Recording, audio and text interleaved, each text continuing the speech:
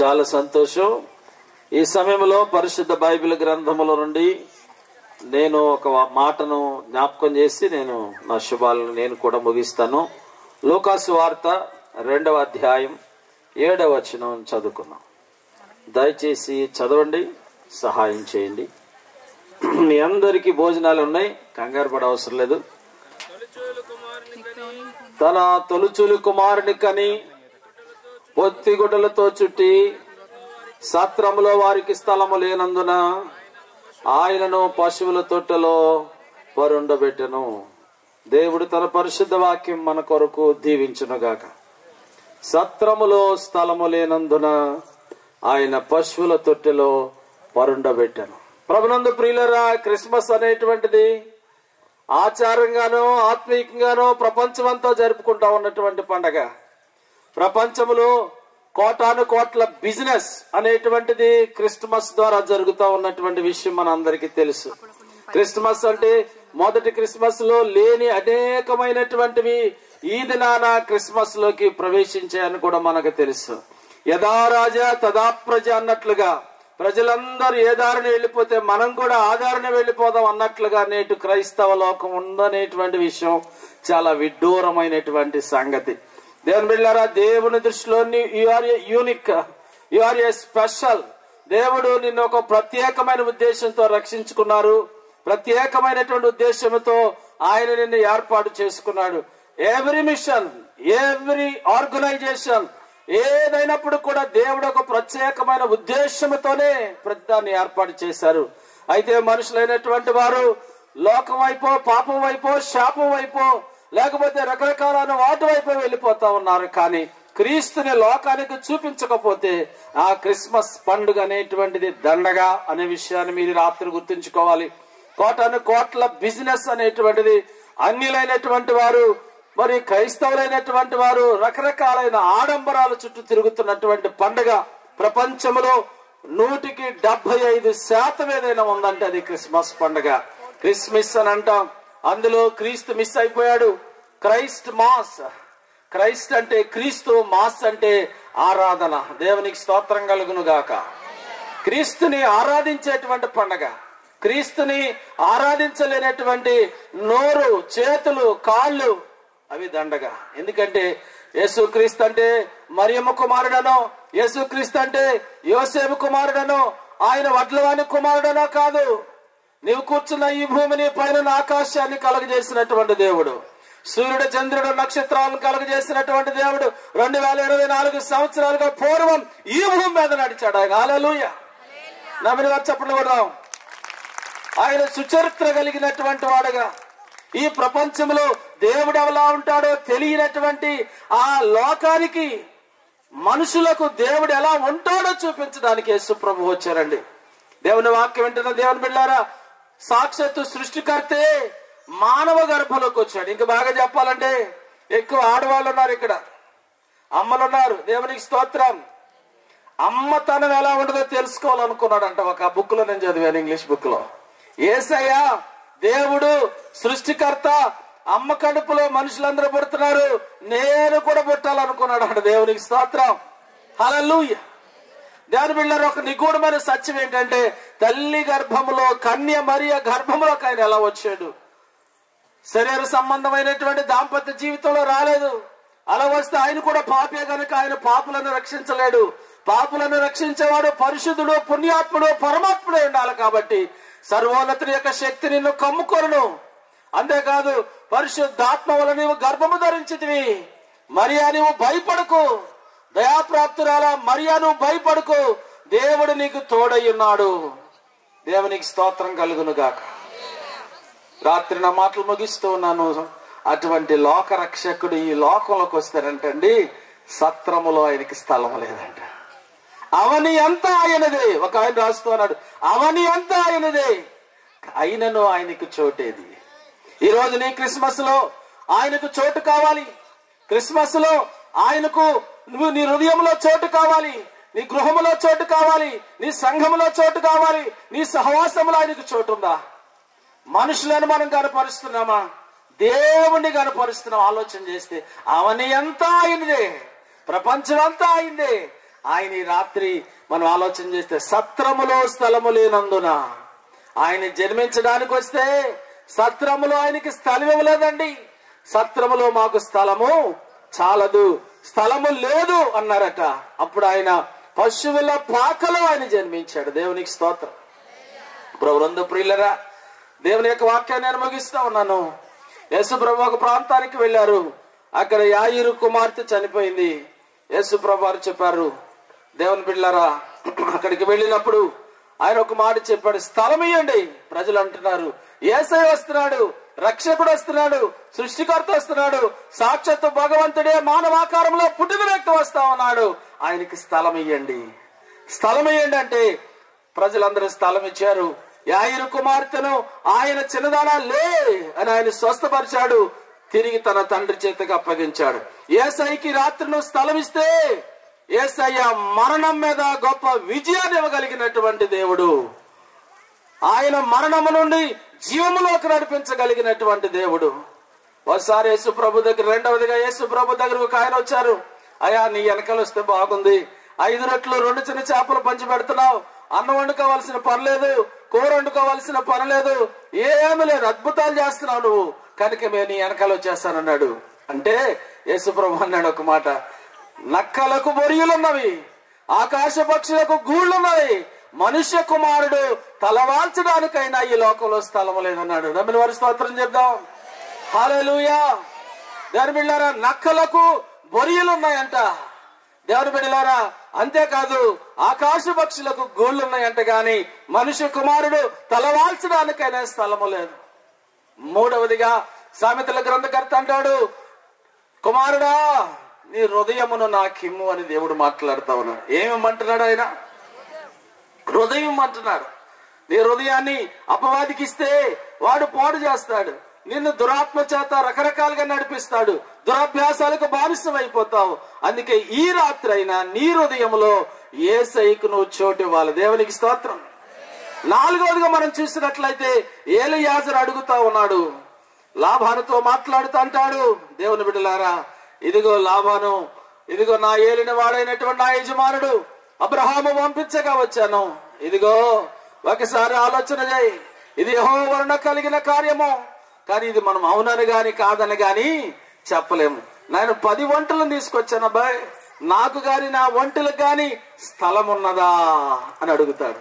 నాకు నా వంటలకు స్థలం ఉన్నదా అని అడిగితే అక్కడ నవ్వుతూ ఆ రిబకా అంటుంది కదా, నీకు స్థలం ఉందా నాయన. దేవుని బిడ్డలారా, ఏలీయాజరు పరిశుద్ధాత్మ దేవునికి సాదృశ్యంగా ఉన్నాడు. ఈ రాత్రి పరిశుద్ధాత్మ దేవునికి నువ్వు చోటు ఇవ్వగలుగుతున్నావా? దేవుని వాక్యం అనేటువంటిది ఉన్నది ఉన్నట్లుగా విశ్వసించగలుగుతున్నావా? నీవు ఆరాధిస్తున్న దేవుడు ఒక కులానికో, ఒక మతానికో, ఒక ప్రాంతానికో, ఒక సంస్థకో దేవుడు కాదు. Universal father, the saviour of the world. ఈ ప్రపంచానికి ఆయన జగద్రక్షకుడుగా ఉన్నాడనే విషయం నీకు తెలుసా? మానవ లోకానికి ఎందుకు వచ్చాడనంటే పాపులను రక్షించడానికి క్రీస్తు యేసు లోకమునకు వచ్చను. ఎందుకు వచ్చాడని, నేను పరిచర్య చేయడానికి వచ్చానమ్మా, పరిచర్య చేయించుకోవడానికి రాలేదు. శిశువుల పాదాలన్నీ కూడా ఆయన కడిగాడండి. దేవుని బిడ్డలారా, దేవుని వాక్యం చెప్తా ఉంది, అపవాది క్రియలను లయపరచుటకు క్రీస్తు యేసు ఈ లోకమునకు వచ్చను. కాబట్టి 2024 సంవత్సరాలుగా క్రైస్తవ ప్రపంచం అంతా కూడా జరుపుకుంటూ ఉంది క్రిస్మస్. కానీ మార్పు లేకపోతే, నూతనమైనటువంటి విధానం లేకపోతే అది ఒక ఆచారం అవుతుంది.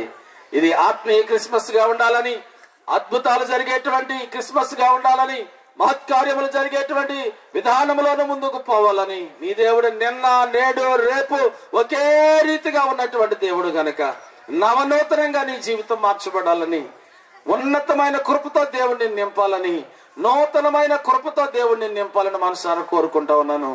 అందుకంటున్నాడు, సత్రములో స్థలము లేనందున ఆయనను పశువుల పట్టులో తొట్టెలో పరుండబెట్టారు. ఏమండి, కొత్త గుడ్డలా పొత్తి గుడ్డలా అన్నాడు ఒక ఆయన. పండగ అంటే మనకు 3 గుర్తొచ్చేస్తాయి. ఒంటికి పండగ, చెప్పండి, ఇంటికి పండగ, పంటికి కూడా పండగ. చూడండి ప్రియులారా, మీరు గమనిస్తే ఉదయం ఏమో స్టార్ కడతాడంట. దాని బిళ్ళారు స్టార్ అన్నారు. ఏంటంటే అది స్టార్.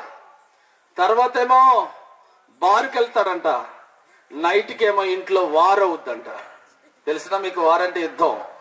కాబట్టి ఎన్ని స్టారులు కట్టినా సరే స్టారుకు ప్రాముఖ్యత అయిన యేసయ్య నీ జీవితంలోకి రాకపోతే, నిన్ను నువ్వు మార్చుకోలేకపోతే నీ జీవితం వెలుగుమయమివ్వదు. ఆ నక్షత్రం ఏ విధంగా నిన్ను వెలిగిస్తుందో, దేవదూతలకు దేవదూతలు ఏ విధంగా మార్గం చూపించారో, ఆ గొర్రెల కాపురులకు జ్ఞానులకు ముందుగా నక్షత్రం ఏ విధంగా నడిచిందో, నీవు నేను కూడా అనేకులకు మార్గం చూపించే వరంగా, అనేకులకు దారి చూపించే వరంగా ఉండాలి. నీకు చేతనైన మేలు చేయటం మర్చిపోకని చెప్పాడు. అలా నీకు చేతనైన మేలు చేయకపోవటం కూడా పాపమే అని చెప్పాడు. దిక్కులేని వారిని ఆదరించుటయు, ఏమని దిక్కులేని పిల్లలను ఆదరించుటయు, ఇబ్బందిలో వెదవరాండ్లను పరామర్శించుటయు, ఇదియే కదా నిష్కలంకమైన భక్తి. ఇహలోక మాలిన్యమని అంటకుండా కాపాడుకొనుటయే కదా అంటాడు యాకోబు పత్రికలో. ఈ రాత్రి నా మాటలు ముగిస్తా ఉన్నాను ప్రియులరా. ఈ క్రిస్మస్ సందేశము ద్వారా దేవుడు నిన్ను దీవించాలని, ఆశీర్వదించాలని మనసారా కోరుకుంటా ఉన్నాను. జ్ఞానులు ఆరాధించిరయ్యా నిన్ను కరుణగల యేసువా, కరుణగల యేసువా, యేసు రక్షకుడా నా ప్రాణ స్నేహితుడా, యేసు రక్షకుడా నా ప్రాణ స్నేహితుడా, యేసు రక్షకుడా నా ప్రాణ స్నేహితుడా. జ్ఞానులు ఆరాధించిరయ్యా కరుణగల యేసువా, కరుణగల యేసువా.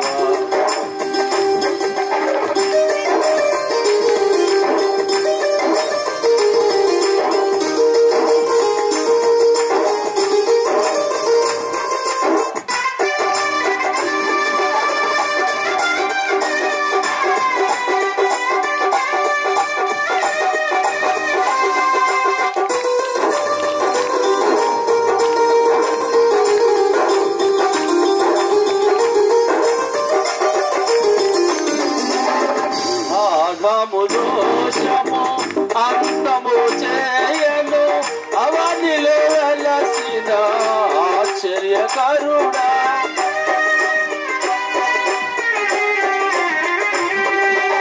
ఆదాము దోషము అంతము చేయను అవనిలో వెలసిన ఆశ్చర్యకరుడా,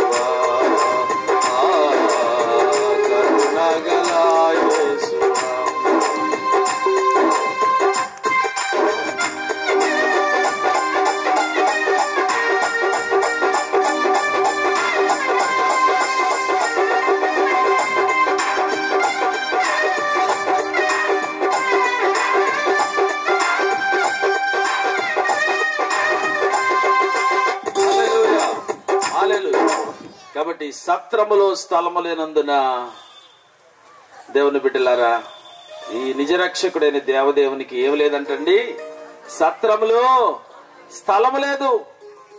ఆలోచించండి దేవుని బిడ్డలారా. ఈ రాత్రి ఇంకా దేవుని గురించి తక్కువగా నువ్వు ఆలోచన చేస్తున్నామేమో. నమ్ముట నీ వలనైతే నమ్మువానికి సమస్తము కూడా సాధ్యమే. అట్టి దేవుని కృప ఆశీర్వాదాలు మీ కుటుంబాల మీద నిండుగా మెండుగా ఉండునుగాక. ఆమేన్. ఆమేన్. ప్రార్థన చేసుకుందాం. మరి ప్రార్థన పాస్టర్ గారు వచ్చి ప్రార్థన నడిపిస్తారు.